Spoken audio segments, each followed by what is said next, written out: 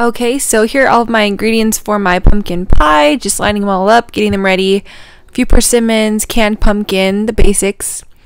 Okay, so here is the rolled oats that I used just from Trader Joe's. So all you're going to do is just put them in a food processor, blend them up until they're really, really smooth. As fine as they can go. It won't be totally smooth like a powder, but it'll be good enough.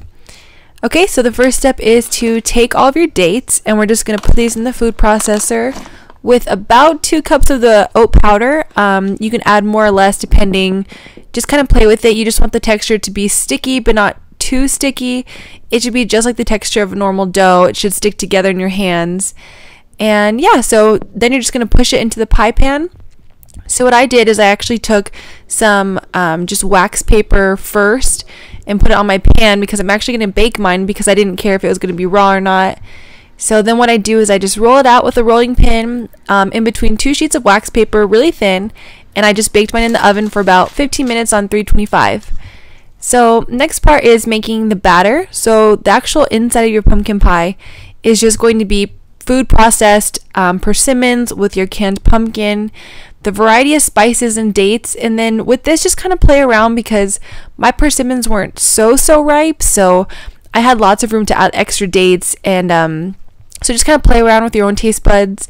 And I honestly just kind of winged all the spices too because everyone has a preference, and I kind of like mine more cinnamony, not so nutmeggy.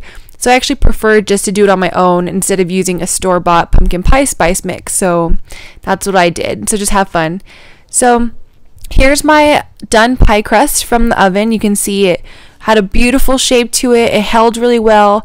It's actually not as crispy as you would think it would be from baking it because I didn't bake it for too long. I didn't want it to be like rock hard and crumbly. I want it to be chewy and yummy.